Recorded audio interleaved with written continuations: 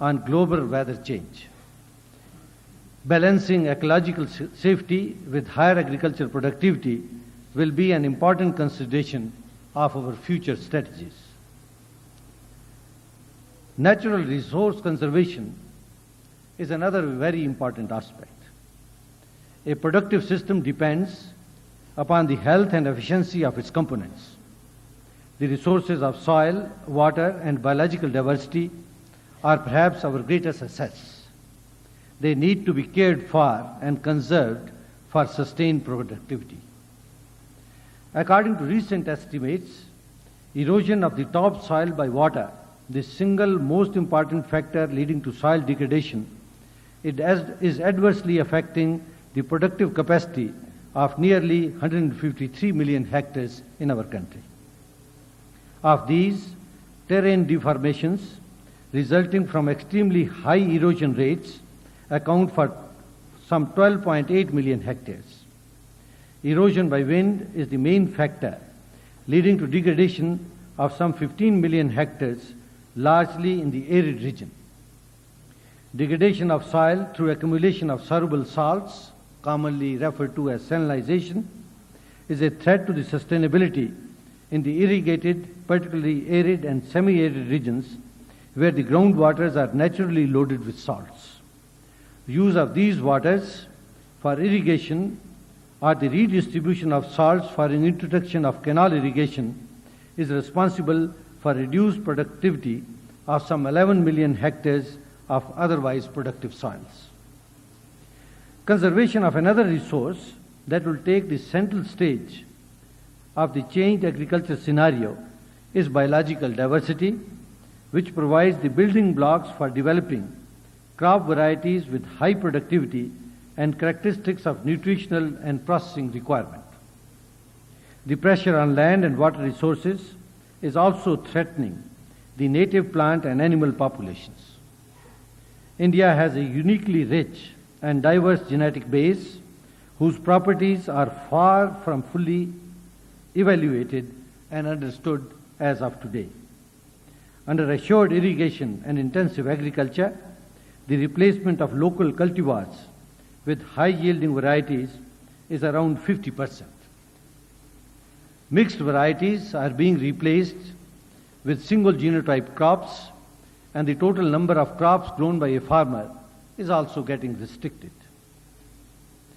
A sector engaging an overwhelmingly large proportion of the country's population, agriculture is the only sector which can provide gainful employment and the critically required enhancement of the purchasing power for the millions in the rural part of the country.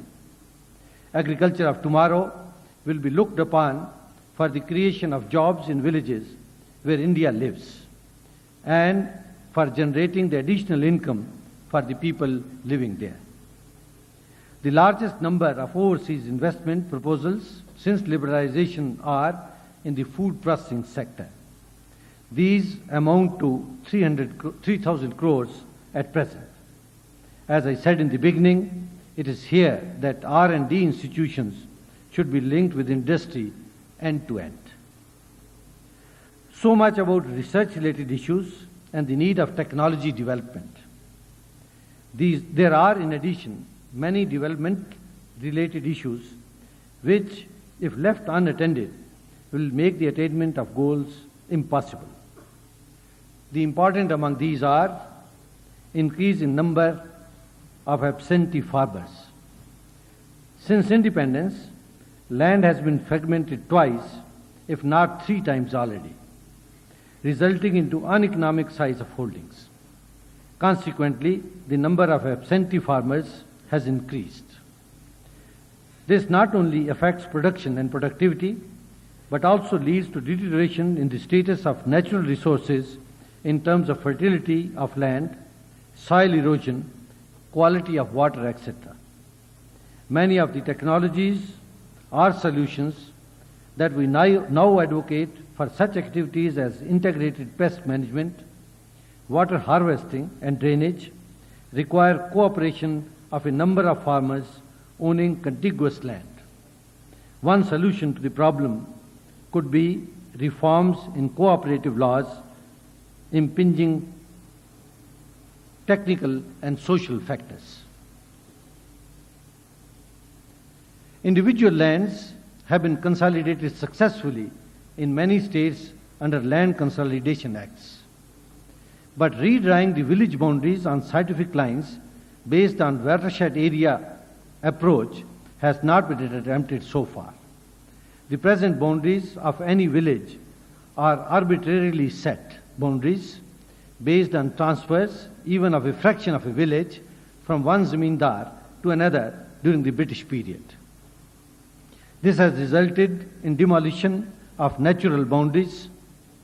With the advent of land imagery maps through satellites, computerization of land records, and the new Panchayat Raj Bill, it should be possible to redraw the village boundaries on watershed basis so that all the developmental work proceed on a scientific lines.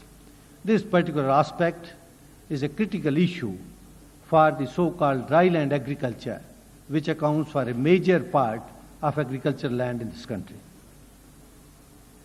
We also need to give attention to relevant technologies, particularly when it comes to providing irrigation water. And in this particular context, the revival of tank irrigation, for which the Karnataka state was at one time very famous, is very relevant. The practice of tank irrigation was very appropriate one because of several reasons. The major among which being, it makes use of harvestable rainwater, which otherwise goes waste and causes soil erosion. The water utilization by gravity flow or low lift irrigation appliances near the tank itself is possible, and it contributes to groundwater recharge. As I said earlier, we will have to pay particular attention to developing relevant technologies of developing irrigation and linking concepts like Jawar Rozgar Yojana with watershed development can lead to revival of tank irrigation system in this country.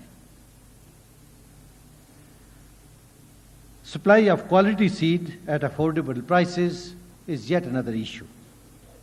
The national and state seed corporations have made valiant efforts of supplying quality seed to farmers, but have not been competitive in this process. Leaving seed supplies solely in private hands is also not without risks and limitations, particularly to the small farmer in this country. Adequate and timely availability of seed, keeping the balance between the public and private sector, is a critical issue which needs our urgent attention. Whatever might be the developments and technologies that we might have developed, timely supply of input still remains a very major constraint. We recently organized the regional committee meeting of the ICR for the region number 7, comprising of central and western Madhya Pradesh, Maharashtra and Goa.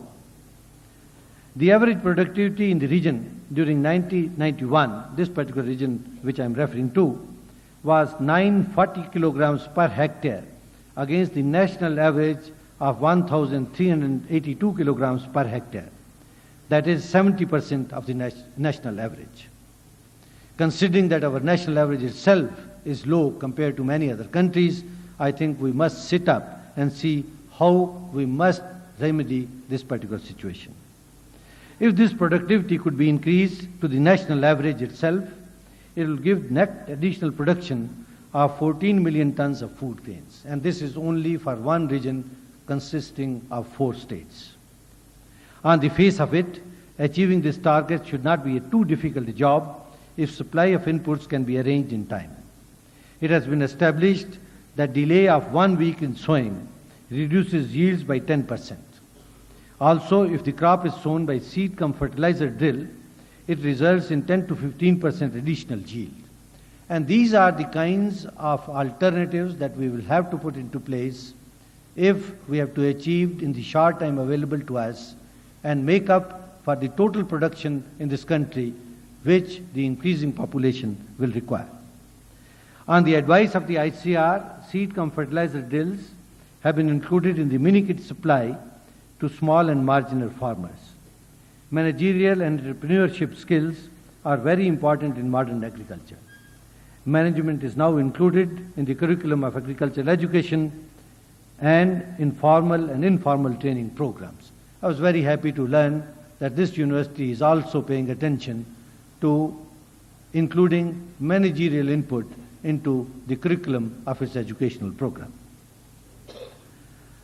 Energy, agricultural energy is yet another very important factor. Electrical energy is an important input.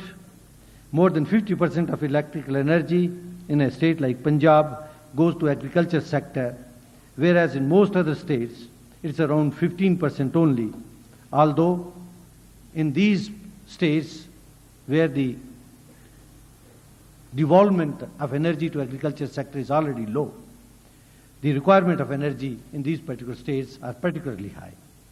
For example, they are 4 times more in terms of electricity energy requirement to pump the same amount of water because of the lower water table prevailing in states like Madhya Pradesh, Andhra Pradesh and Maharashtra, and Karnataka is no exception.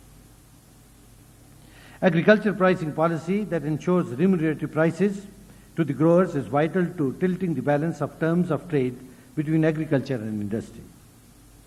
Prosperous agriculture, in turn, is a tonic for industry because of its potential of increasing demand for industrial goods. Ladies and gentlemen and young scholars, while the situation doesn't look hopeless, there are many challenges that we must face and difficulties that we must overcome. In spite of these limitations, which I enumerated, some of them, I believe the dice is not loaded against us. All we need to do is to take the bull by its horns, and my optimism leads me to think that we'll succeed in doing what is demanded of us once again, just as we did on the advent of Green Revolution in this country. Those of you who have received the degrees today have a vital role to play in this endeavor. I offer my heartiest congratulations and warm felicitations to all the graduating candidates and wish them all a very rewarding future. Jai Hind.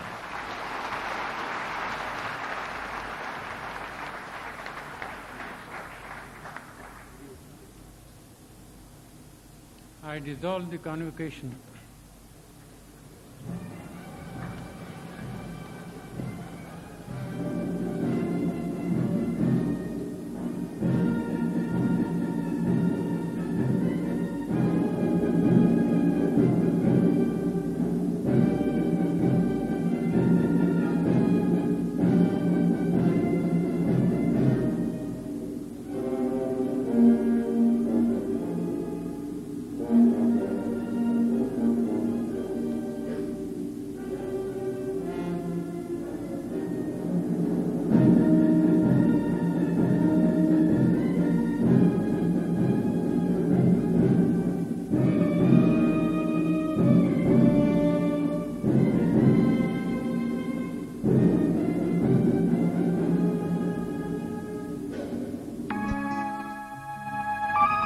Thank you.